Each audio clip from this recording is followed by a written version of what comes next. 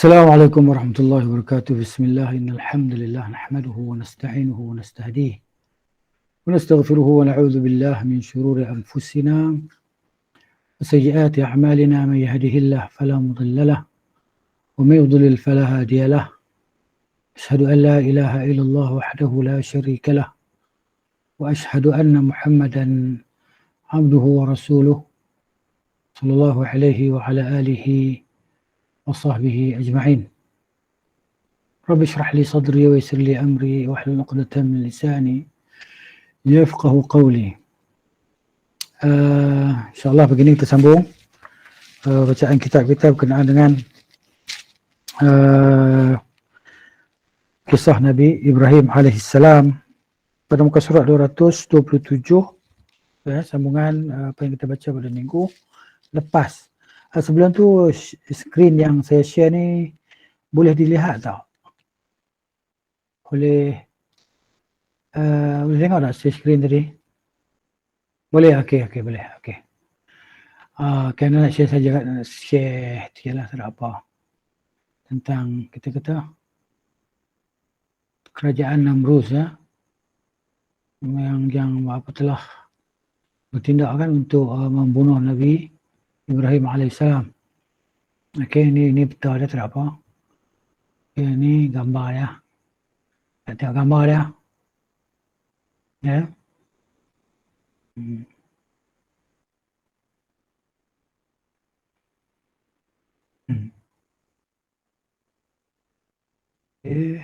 Yang saya tunjuk ya.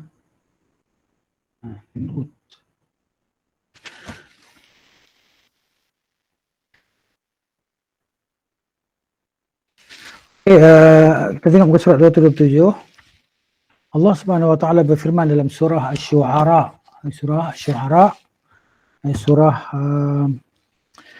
mana ya, yang surah nombor apa ya? Surah nombor 26 ayat 69 sampai 83. Okey, ini surah Asy-Syu'ara. Allah kata, "A'udzu billahi minasyaitonir rajim. Watlu 'alaihim naba'a Ibrahim." Dan bacakanlah pula kepada mereka perihal Nabi Ibrahim alaihissalam.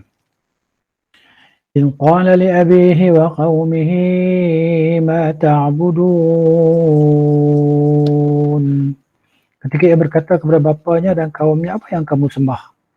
Apa yang kamu semua sembah? Qalu na'budu asnaman fanadhallu laha 'akifin. Mereka menjawab, kami menyembah berhala-berhala, maka kerana kami memuliakannya, kami berkekalan menyembahnya. Qala hal yasma'unakum idh tad'un. Nabi Ibrahim bertanya, adakah berhala-berhala itu mendengar kamu semasa kamu menyerunya? Aw yanfa'unakum aw yadurrun. Atau berhala-berhala itu dapat memberi manfaat kepada kamu, ataupun dia dapat memberi mudarat kepada kamu, dapat menimpakan kepada kamu suatu bahaya. Qalu bal wajadna aba'ana kadzalika yaf'alun. Mereka menjawab, tidak satu pun bahkan kami dapati datuk nenek kami berbuat demikian. Qala afara'aytum ma kuntum ta'budun. Nabi Ibrahim berkata, sudahkah kamu berfikir sehingga nampak gunanya benda-benda yang kamu sembah itu?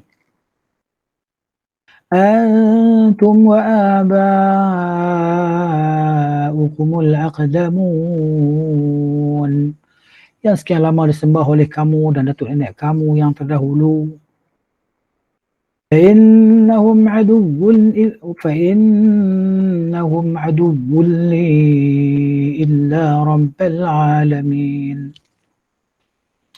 Aku bertanya demikian kerana sesungguhnya berhala-berhala itu ialah musuhku. Aku tidak menyembah melainkan Allah, Tuhan sekalian alam. Alladhi khalaqani fahuwa yahdin. Tuhan yang menciptakan aku dari tiada kepada ada, maka adalah dialah yang memimpin dan memberi petunjuk kepadaku. Walladhi huwa yut'imuni wa yasqin, dan Tuhan yang dialah jua memberiku makan dan memberi minum. Wa idza maridtu fa huwa yashfin, dan apabila aku sakit dialah yang mengobati, yang menyembuhkan aku. Walladhi yumituni thumma yuhyin, dialah yang mematikan aku dan kemudian dia menghidupkan aku. Walladhi atma'u an yaghfira li khati'ati yawmaddin, dialah yang aku harap-harapkan supaya mengampunkan dosaku pada hari kiamat. Bihabli hukman wa alhiqni bis-salihin, wahai Tuhanku, berikanlah daku ilmu pengetahuan agama dan hubungkanlah daku dengan orang-orang yang saleh. Ini doa kan, kita boleh minta. Ini doa, kita boleh minta doa dengan menggunakan Al-Quran. Tapi dalam sujud tak boleh lah. Dalam sujud tak boleh kan, rukuk tak boleh lah baca Quran. Ya, masa qiyam lah. Ataupun kita ubahkan, tafsirkan ayat ni jadi doa kan. Rabbi as'aluka ilman nafi'an wa alhiqni bis-salihin alladhi dhahabu. Boleh lah, reka je lah. Okay. Kemudian ini yang disebut oleh Allah Subhanahu Wa Taala dalam surah Asy-Syu'ara ayat 69 sampai ayat 83. Allah Subhanahu Wa Taala berfirman dalam surah As-Saffat pula.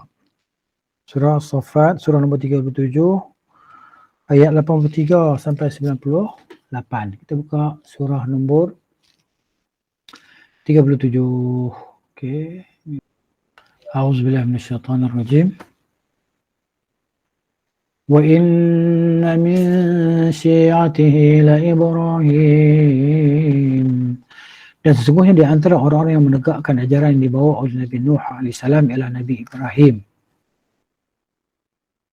إِذْ جَاءَ رَبَّهُ بِقَلْبٍ سَلِيمٍ, ketika ia mematuhi perintah Tuhannya dengan hati yang suci murni.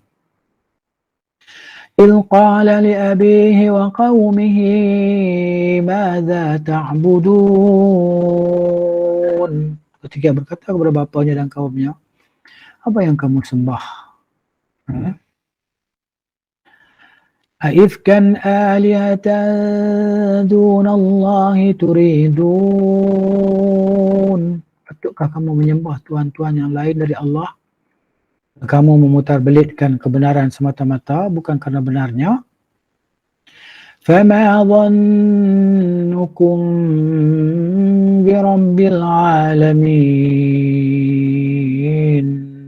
maka bagaimana fikiran kamu pula dari Allah Tuhan sekalian alam?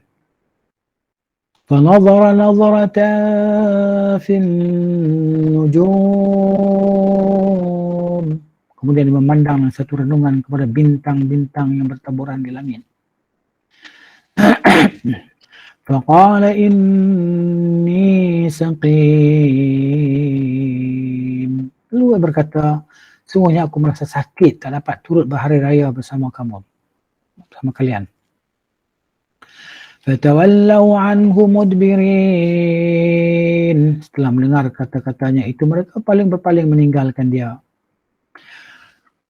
Faragha ila alihatihim faqala ala ta'kulun, lalu ia pergi kepada berhala-berhala mereka secara bersembunyi serta bertanya kepada berhala-berhala itu secara mengejek-ngejek, mengapa kamu tidak makan? Ma lakum la tantiqun, mengapa kamu tidak bercakap, tidak menjawab? Faragha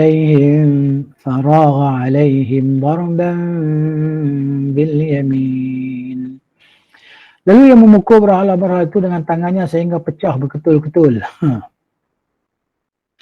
Aqbalu ilaihi yazifun, Setelah kaum mengetahui hal itu, maka datanglah mereka beramai-ramai kepadanya. Qala ata'buduna ma tanhitun. Dia berkata, dia menjawab, membantah mereka, patutkah kamu menyembah benda-benda yang kamu pahat, yang kamu buat sendiri? Wallahu khalaqakum wa ma ta'malun. Padahal Allah yang menciptakan kamu dan benda-benda yang kamu buat itu. Qalu banu lahu bunyanan fa'alquhu fil jahim.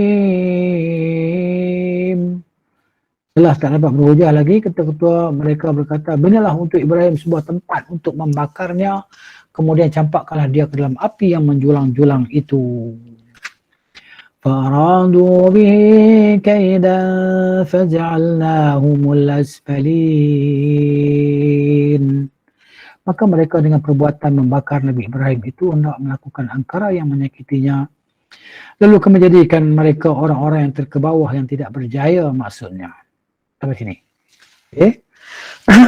Kemudian Ibrahim AS menentang peribadatan terhadap berhala. Allah Subhanahu Wa Taala mengabarkan, okay, tentang Ibrahim AS, ia mengingkari penyembahan berhala yang dilakukan kaumnya, menjelaskan kehinaan dan kekerdilan para berhala di tengah-tengah mereka dengan mengatakan, patung-patung apakah ini yang kamu tekun menyembahnya? Dalam surah Al-Anbiya ayat 52. Ya. Yang kita buka, kita nak tengok. Yang surah nombor 21. Auzubillahi minasyaitonir rajim. إذ قال لأبيه وقومه ما هذه التماثيل التي أنتم لها عاكفون. Ketika ia berkata kepada bapanya dan kaumnya, apakah hakikatnya patung-patung ini yang kamu bersungguh-sungguh memujanya? Ya. Mereka tidak memiliki wujud apapun selain meniru tradisi nenek moyang dan para leluhur. Para leluhur maksudnya para yang sesudah mereka lah, keturunan mereka kan. Serta penyembahan sekutu-sekutu yang mereka anut. Allah sebut dalam surah Al-Anbiya juga ayat 40, ayat 54 kan. Sesungguhnya kamu dan nenek moyang kamu berada dalam kesesatan yang nyata. Itu juga disampaikan oleh Allah dalam melalui ayat yang berbeza. Dalam Saffat yang kita baca tadi, 85-87. Okay. Ingatlah ketika ia berkata kepada ayahnya dan kaumnya, apakah yang kamu sembah itu?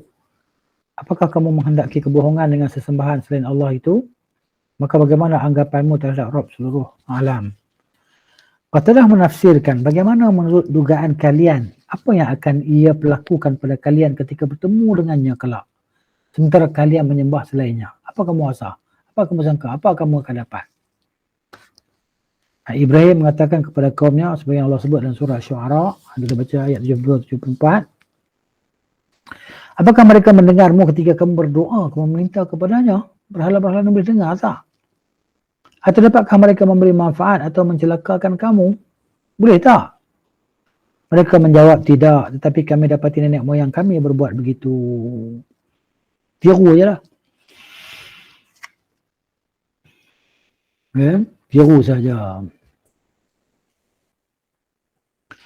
Mereka sebenarnya menerima penjelasan Ibrahim bahawa berhala-berhala sama sekali tidak mendengar orang yang memohon. Tidak bisa memberi manfaat ataupun menolak mara bahaya sedikit pun. Namun, mereka tetap saja menyembahnya kerana mengikuti jejak para pendahulu. Ini dia panggil punca kesesatan manusia apabila mengikut-ikut. Kan. Walaupun dia tahu benda tu tak betul, dia yakin bahawa benda tu tak betul, kan? Dia ikut juga. Ini punca kesesatan lah dan kebinasaan. Pok ni dia tahu kan berhala ni tak boleh cakap pun. Tak boleh menguap mengantuk pun tak. Kan? Maki hamun dia pun dia tak tahu kata apa. Kan? Dia tahu. Tapi kerana mengikuti jejak langkah orang-orang terdahulu, walaupun benda tu tak betul. Ini punca kebinasaan dan punca kesesatan. Ini bukti nyata atas kebatilan ketuhanan berhala-berhala yang mereka klaim, yang mereka dakwa. Ibrahim melepaskan diri dan mencela semua berhala yang mereka sembah. Andai kata berhala-berhala bisa menimpakan bahaya, yang boleh menimpakan bahaya, tentu sudah dia akan membahayakan Nabi Ibrahim alaihissalam. Atau seandainya ia bisa memberikan pengaruh, itu Ibrahim sudah terkena imbasnya, terkena badinya. Orang kata badi kan, kena badi. Dia tidak memberi manfaat dan tidak dapat memberi mudarat. Begitulah sebaliknya. Mereka berkata dalam surah Anbiya kan, Allah rakam, Allah sebut baliklah. Allah rakam balik dialog perbualan mereka di antara Nabi Ibrahim AS dan kaum dia. Apakah engkau datang kepada kami membawa kebenaran atau engkau main-main, kata mereka. Mereka berkata, kata-kata yang kau ucapkan pada ini hinaan yang kau layangkan pada Tuhan-Tuhan kami dan cercaan terhadap para leluhur kami. Leluhur yang maksud orang terdahulu kami. Apakah kau sampaikan dengan benar dan serius atau kau hanya main-main? Kan? Nabi Ibrahim menjawab. Sebenarnya Allah sebut dalam surah Anbiya juga ayat 20 ayat 56 kan? Okey. Sebenarnya Tuhan kamu ialah Rabb, pemilik langit dan bumi, dia yang telah menciptakannya dan aku termasuk orang-orang yang dapat bersaksi atas itu. Ini maksud terjemahan tu. Iaitu bukan bercanda, bermain-main. Tapi aku ucapkan semua ini itu dengan serius dan benar. Cakap ni benar, bukan main-main. Rabb kalian tidak lain adalah Allah. Allah adalah Tuhan kamu yang sebenarnya. Tiada ilah yang berhak diibadahi dengan sebenarnya selainnya. Rabb kalian juga Rabb segala sesuatu. Pencipta langit dan bumi. Pencipta keduanya tanpa contoh sebelumnya. Tak ada contoh. Kan?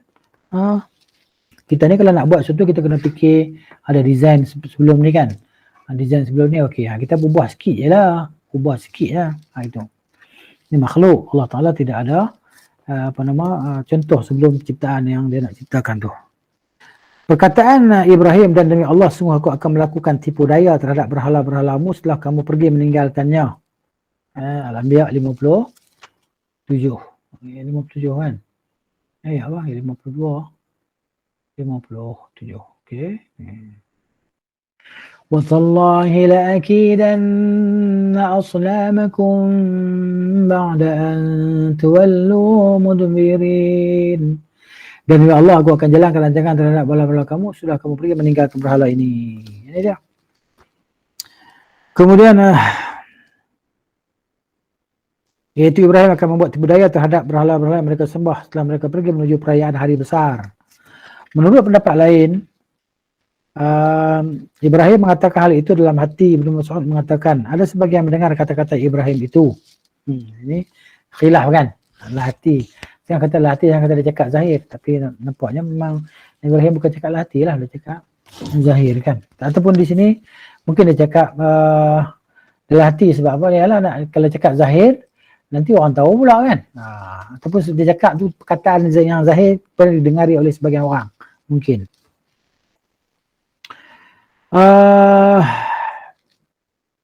Kaum Ibrahim memiliki hari besar yang bisa mereka hadiri setiap tahunnya di luar perkampungan. Ayah Ibrahim mengajaknya untuk menghadiri perayaan hari besar ini. Lalu Ibrahim menjawab, aku sakit. Aku sakit. Seperti yang disampaikan oleh Allah dalam surah As-Saffat ayat 88-89. Lalu ia memandang sekilas ke bintang-bintang. Kemudian dia Ibrahim berkata, sesungguhnya aku sakit. Sakit hati lah.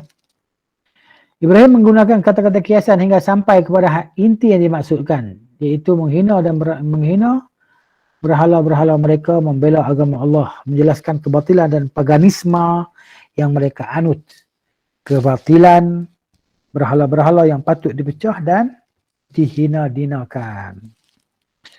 Setelah semuanya pergi keluar perkampungan menuju perayaan hari besar, sedangkan Ibrahim alaihissalam tetap ada di sana. Dia tak keluar. Ni kalau kita tengok dalam ni, inilah tempat dia kan. Namrud. Ni tempat Namrud, kawasan ni lah. Tapi ni batu-batu ya. Kawasan batu-batu ya ni tengok. Okey, ni gambar-gambar yang ada ni. Kita tengok je lah. Kita nak pergi tak boleh. Kan? Kawasan batu-batu nampak ni. Granite ni, batu granite kan. Ni Ini orang. Okey. Ni kita ambil dalam Google lah. Kan? Ini ada masih kesan tinggalan. Udah beribu tahun kan. Okey. Ni. Patung dia tu. Atas tu patung dia. Ni. Okey. Kawasan ni kawasan penanaman pula ni. Patung-patung yang Depa cipta ni. Yang masih ada lagi. Ni patung Namrus. Macam tu apa dah. Ni. Berhala yang mereka sembah ni. Ya, banyaklah. Ini sebahagian. Okey, tak apa. Tunjuk ya. Ini semua ada tadi. Ni.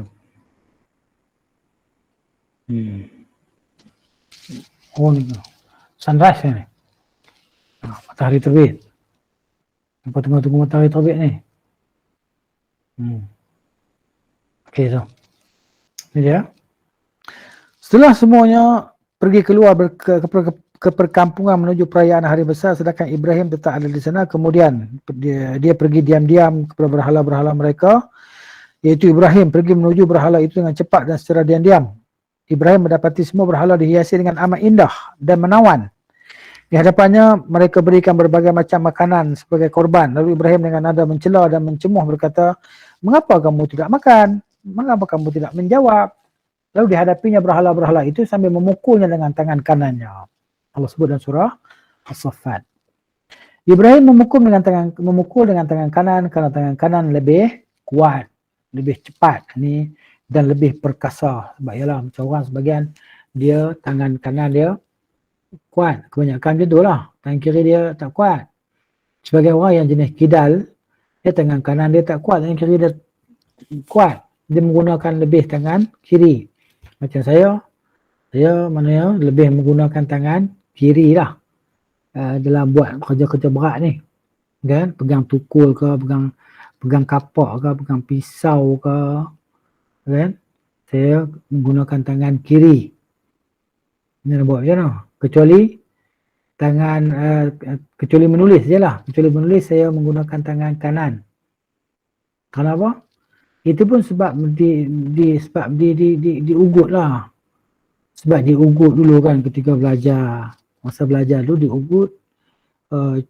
Ustaz dia nak pukul tangan kita yang pegang pen dengan tangan kiri.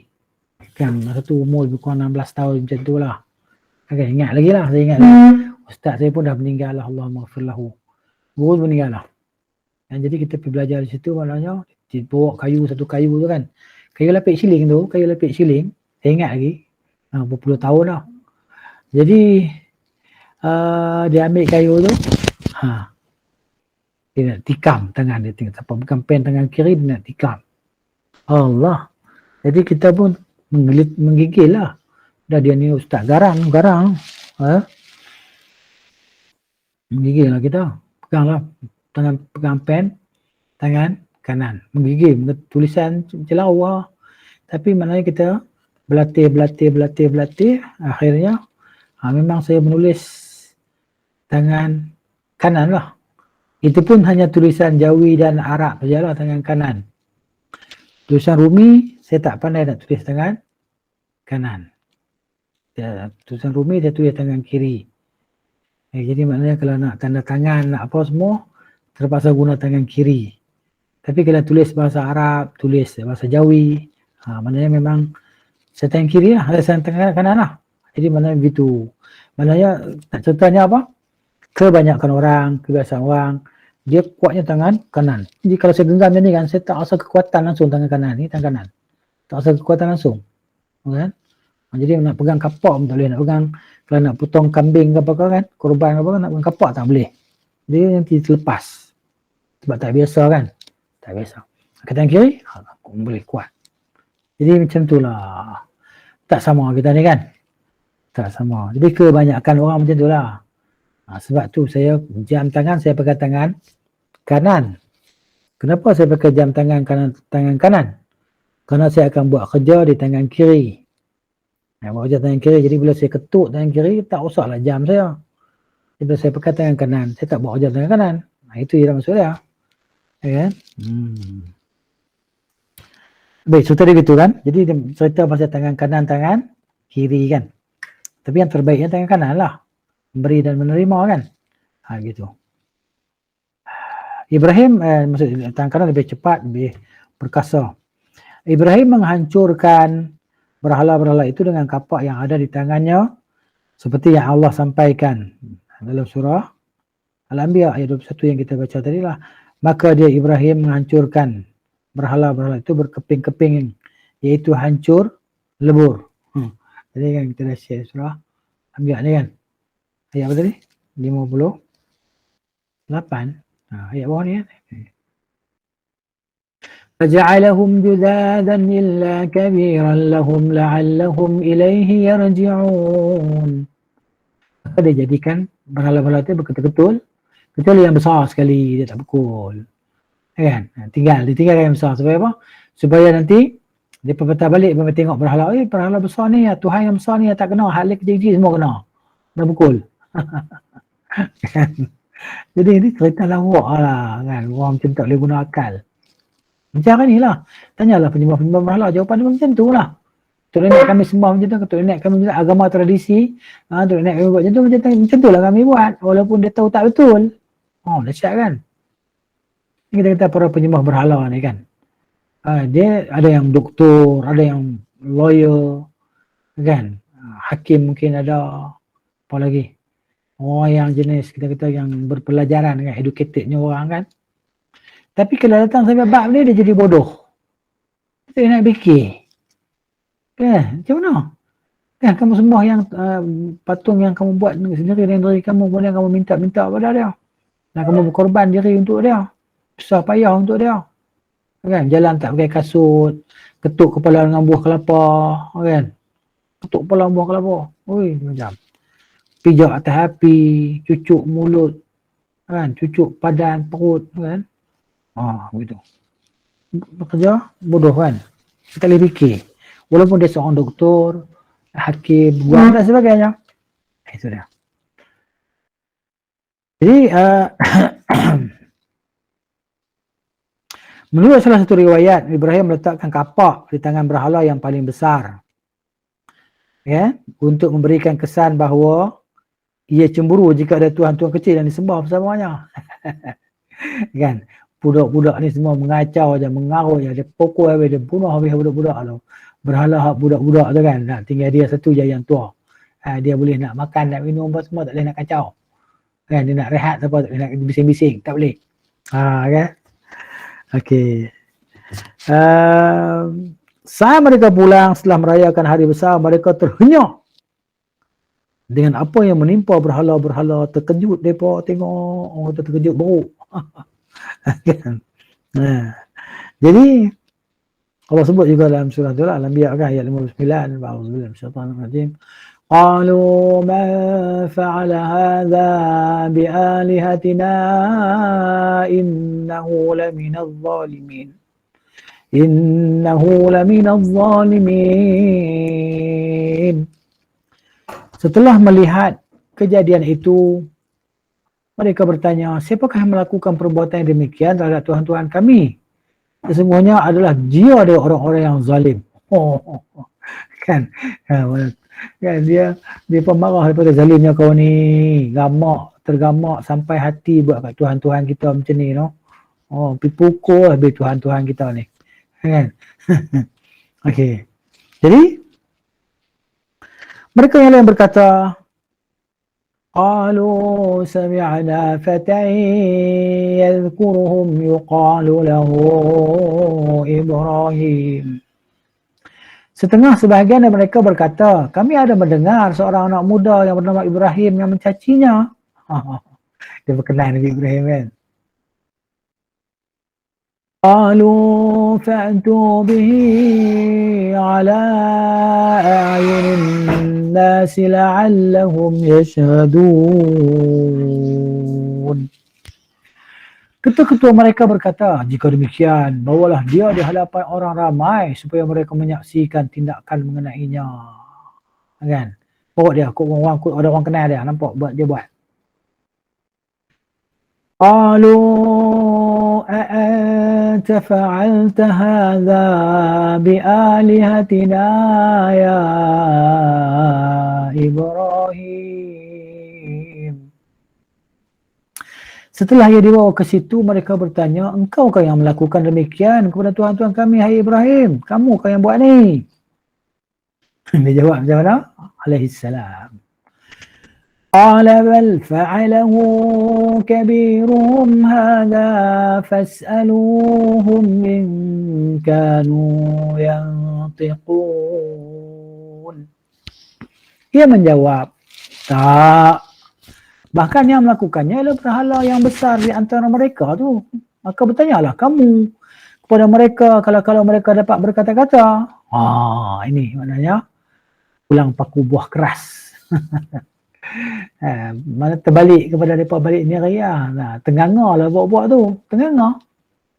Terkejut beruk dah tenganga pula lepas tu. Tenganga beruk. Faraja'u ila anfusihim faqalu innakum antumuz zalimun. Maka mereka penyembah-penyembah berhala kembali kepada diri mereka sendiri, fikir baru gunakan balik fikir. Betul juga. Lalu berkata sama sendiri, ya. Dia boleh berfikir, dia bertahu kebodohan dia tadi kan, tapi lah kali kerana apa? Syaitan tadi lah, hati yang tidak mendapat petunjuk tu. Jadi macam tu lah, sesungguhnya kamulah sendiri orang-orang yang zalim. Ya. Thumma nukisu ala ru'usihim laqad alimta ma ulai yantiqun. Kemudian mereka terbalik fikirannya kepada kesesatan. Tadi nak sedar lah. Kan? Betul juga lah. Bodoh kita ni. Kan? Tapi itulah dia, tak ada petunjuk taufik daripada Allah Ta'ala. Maka terbaliklah fikiran kepada kesesatan. Lalu berkata, semuanya engkau, hai Ibrahim, engkau memang kau tahu bahawa berhala ni tak dapat bercakap. Kenapa kau suruh kami tanya dia? Bukan kau tak tahu dia tak boleh bercakap. Kan? Itu dah gitu.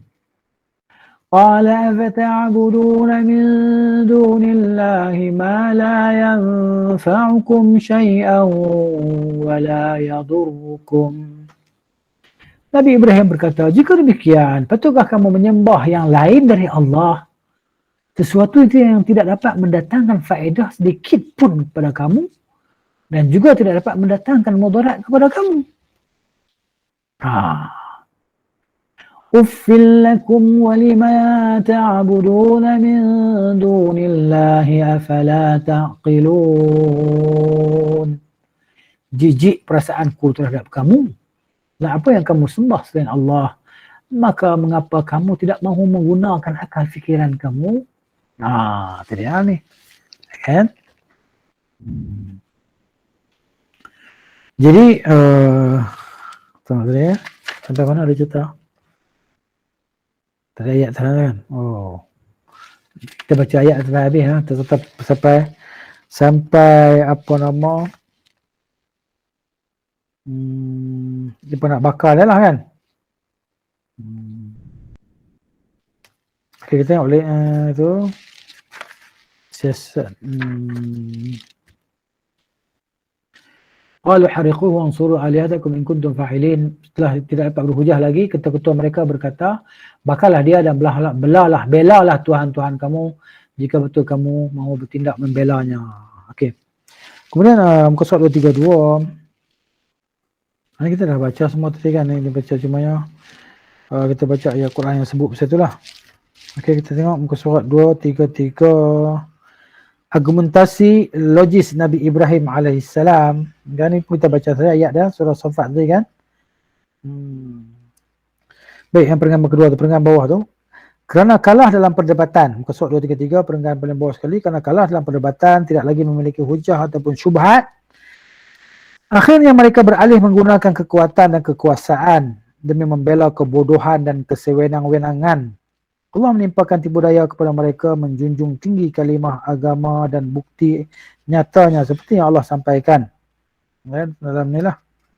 Qalu harriquhu wansuru alihatakum in kuntum fa'ilin. Ya. Kemudian Allah Ta'ala sebut kata waktu kan? Ketika ada campak Nabi Ibrahim ke dalam api, qalu ya na qulna ya naru kuni bardan wa salaman ala Ibrahim. Kami berfirman, hai api, jadilah engkau sejuk serta selamat sejahtera kepada Ibrahim.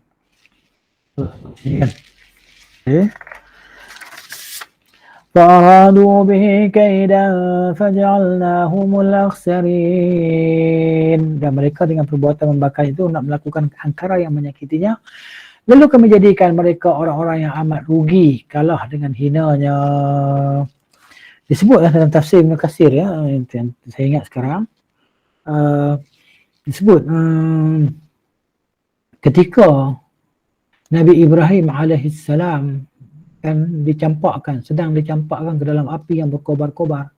Diberitakan bahawa api itu sakin ataupun sangat tingginya kobaran api itu, sehingga kalau ada burung yang terbang tinggi di atas sana kan, burung apa terbang tadi, burung apa kan, dia akan jatuh ke bawah, kena bahang kepanasan dia tadi kan, akan jatuh ke bawah burung tadi kerana panas kan, tinggi kobaran dia, api itu sangat tinggi.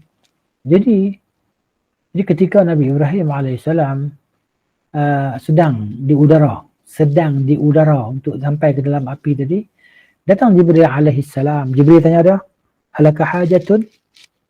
Jibril tanya, kamu ada hajat tak? Kamu ada hajat tak?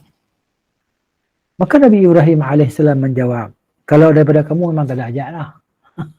Kalau daripada kamu memang tak ada hajat. Kalau daripada Allah Ta'ala memang ada, kan? Memang ada hajat.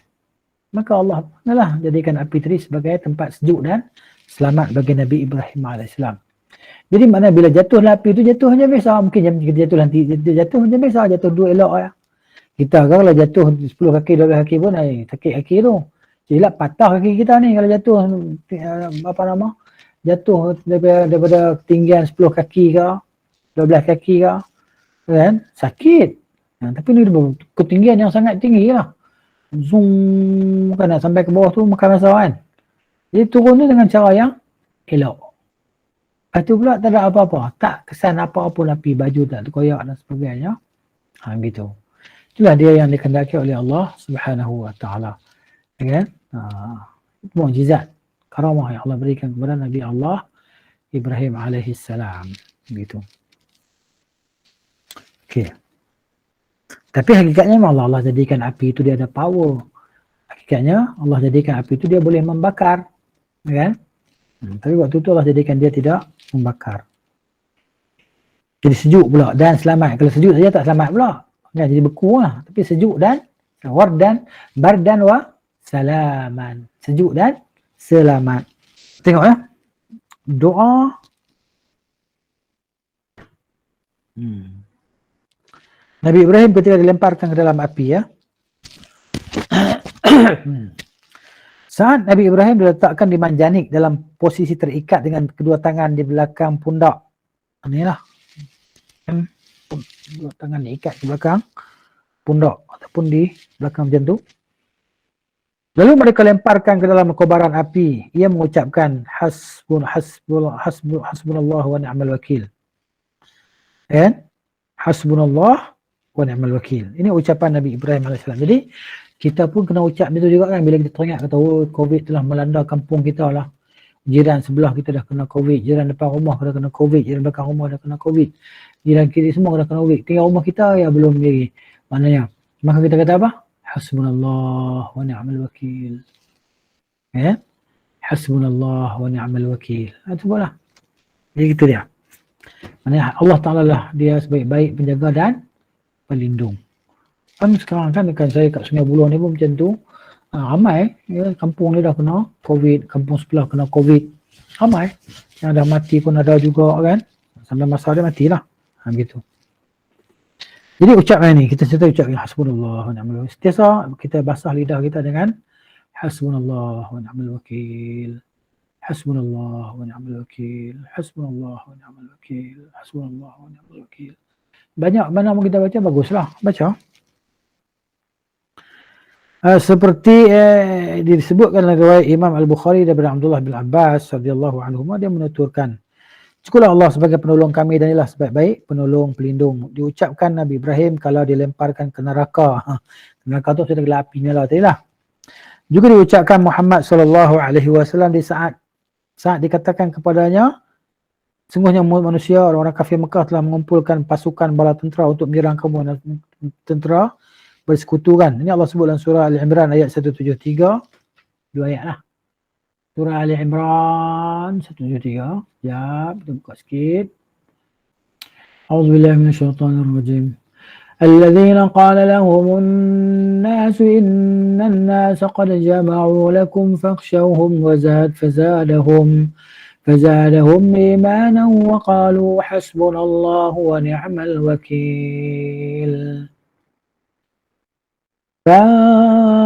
فانقلبوا بنعمة من الله وفضل لم يمسسهم سوء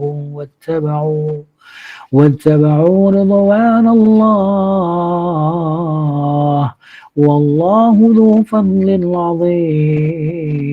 عظيم.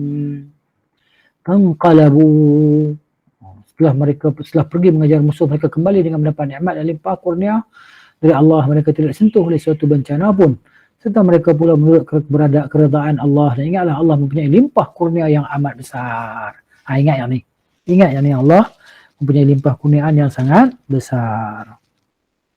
Baik. Abu Ya'la menuturkan, Abu Hisham Ar-Rifa'i bercerita kepada kami, Ishaq bin Sulaiman bercerita kepada kami daripada Abu Ja'far Razi, daripada Asim bin Abu An-Najud, dari Abu Saleh, dari Abu Hurairah radhiyallahu anhu, Nabi Islam bersabda, saat Ibrahim dilemparkan ke dalam neraka, ia mengucapkan, "Ya Allah, sungguhnya engkau Esa di langit dan di bumi, dan aku hanya seorang diri yang beribadah kepadamu." Sebagian salaf menyebutkan, ketika Ibrahim berada di udara saat dilemparkan ke dalam kobaran api, Jibril menawarkan bantuan padanya. Jibril berkata, "Hai Ibrahim, apakah kamu mempunyai suatu keperluan?" Ibrahim menjawab, "Tidak padamu." Diriwayatkan Ibnu Abbas radhiyallahu anhu dan Sa'id bin Jubair radhiyallahu rahimahullahu, ia menuturkan malaikat hujan mengatakan, "Kapan kiranya aku diperintahkan untuk menurunkan hujan?" Namun perintah Allah jauh lebih cepat. Allah berfirman, "Ya naru kurni badan wa salaman ala Ibrahim." Jadilah apilah sejuk dan selamat ke atas Ibrahim. Ali bin Abi Talib menafsirkan, iaitu jangan membahayakannya. Ibn Abbas dan Ibn Abu Aliyah mengatakan, andai Allah tidak berfirman dan penyelamat bagi Ibrahim, tentu dinginnya api tersebut membahayakan Nabi Ibrahim AS. Ka'ab al-Ahbar mengatakan, diriwayatkan Jibril berada di dekat, diriwayatkan cerita Israeliat lah kan, cerita Israeliat. Diriwayatkan Jibril berada di dekat Ibrahim mengusap keringat dari wajahnya. Tidak satu pun bahagian tubuh yang terkena jilatan api selain bahagian tersebut. Okay. As-Sudi mengatakan malaikat naungan juga berada di dekat Ibrahim, malaikat awan lah, hujan. Ibrahim aman sentosa di kelilingnya api, ia berada di sebuah taman hijau. Orang-orang melihatnya namun mereka tidak bisa sampai ke tempat Ibrahim. Ibrahim pun tidak bisa keluar menemui mereka. Diriwayatkan daripada Abu Hurairah radhiyallahu anhu, yang mengatakan kata-kata terbaik yang diucapkan ayah Ibrahim kalau melihat sang anak berada dalam kondisi seperti itu, sebaik-baik Rabb adalah Rabbmu wahai Ibrahim. Tapi dia tak beriman juga kan. Ibnu Asakir meriwayatkan daripada Ikrimah bahawa ibu Ibrahim melihat ke arahnya lalu memanggil, "Anakku, aku ingin ke tempatmu itu, berdoalah agar Allah agar menyelamatkanku dari panasnya api di sekelilingmu." Baik, sahut Ibrahim. Ibu Ibrahim pun datang ke tempatnya tanpa terkena sedikit pun jilatan api. Saat sampai di tempat Ibrahim, ia memeluk dan menciumnya. Setelah itu ia kembali. Diriwayatkan dari Minhal bin Amr, ni cerita Israeliat, cerita Israeliat. Diriwayatkan daripada Minhal bin Amr, ia menuturkan, aku diberitahu bahawa Ibrahim bertahan di sana selama 40 atau mungkin 50 hari. Ibrahim mengatakan, belum pernah aku melalui hari-hari dan malam yang lebih nikmat melebihi saat aku berada di dalam kobaran api. Aku ingin andai saja seluruh hidupku sama seperti aku berada di sana. Kaum Ibrahim ingin mendapat pertolongan, namun harapan mereka sia-sia kerana tidak ada siapa pun yang mau menolong. Mereka ingin memiliki darjat tertinggi, namun mereka justru terhina. Mereka ingin menang, namun Allah berfirman, kan, dalam surah Al-Anbiya ayat 70, dan mereka hendak membuat jahat terhadap Ibrahim, maka kami jadikan mereka itu orang-orang yang paling rugi. Mereka hanya mendapatkan kerugian dan kehinaan di dunia, sementara di akhirat api mereka bukanlah api yang dingin dan memberikan keselamatan. Di neraka mereka tidak mendapatkan ucapan penghormatan ataupun salam. Namun setelah seperti yang Allah sampaikan, neraka mereka adalah seburuk-buruk tempat menetap dan tempat kediaman. Furqan ayat 66. Kemudian Al-Imam Al-Bukhari menuturkan, Ubaidillah bin Musa bercerita kepada kami, atau Ibnu Salam darinya, Ibnu Jurayj menceritakan kepada kami dari Abdul Hamid bin Jubair, dari Sa'id bin Musayyib, dari Ummu Syuraik, Rasulullah SAW memerintahkan untuk membunuh tokek. Tokek ni cicak. Cicak. Cicak. Kan itu heboh kan, heboh. Cicak tokek apa? Ada 1 juta. Itu cerita bohong tu. Out. Beliau mengatakan kerana ia ikut meniup api untuk Ibrahim. Juga dalam mana? Dalam Sahih Bukhari kan. Jadi sebab tu dianjurkan kita bunuh cicak tau. Sekali pukul dapat 100,000. Kita pukul, mati cicak, sekali pukul dapat 100,000. Bila pukul 2 kali, dah kurang lagi pahala. Pukul lagi, kurang lagi pahala. Maksudnya, sekali pukul mati dapat 100,000 pahala. 100,000 ni banyak apa sikit? Hei, 100,000 ni kita boleh buat benda macam-macam. Kan? Tu duit. Kalau pahala, macam mana? Tentulah lebih besar daripada duit. Ini. Okey. Juga diriwayatkan Muslim dari hadis Ibnu Jurayj, diriwayatkan An-Nasa'i dan Ibnu Majah daripada hadis Sufyan bin Uyainah, keduanya daripada riwayat Abdul Hamid bin Jubair bin Syaibah. Ahmad menuturkan Muhammad bin Bakar bercerita kepada kami, Ibnu Jurayj bercerita kepada kami, Abdullah bin Abdul Rahman bin Abu Umayyah mengabarkan kepada aku bahawa Nafi' bekas hamba Abdullah bin Umar radhiyallahu anhuma mengabarkan kepadanya bahawa Aisyah mengabarkan kepadanya Rasulullah bersabda, bunuhlah tokek, bunuhlah cicak kerana ia ikut meniup api untuk membakar Ibrahim. Nafi' mengatakan Aisyah membunuh tokek-tokek, membunuh cicak-cicak. Okay. Ahmad menuturkan Ismail bercerita kepada kami, Ayub bercerita kepada kami dari Nafi' ada seorang wanita masuk menemui Aisyah. Di sana ada sebuah tombak berdiri tegak. Wanita itu bertanya, untuk apa tombak ini? Aisyah menjawab, untuk membunuh tokek-tokek, cicak-cicak. Setelah itu Aisyah menyampaikan hadis dari Rasulullah SAW, sungguh sang Ibrahim dilemparkan ke dalam kobaran api, seluruh haiwan melata berusaha memadamkan api, kecuali tokek, ia justru meniup api untuk membakar Ibrahim. Hanya Ahmad yang meriwayatkan hadis di atas melalui 2 jalur tersebut. Ahmad menuturkan, Affam cerita kepada kami, Jarir bercerita kepada kami, Nafi' bercerita kepada kami, Sumamah budak milik Faqqah bin Mughirah bercerita kepada aku.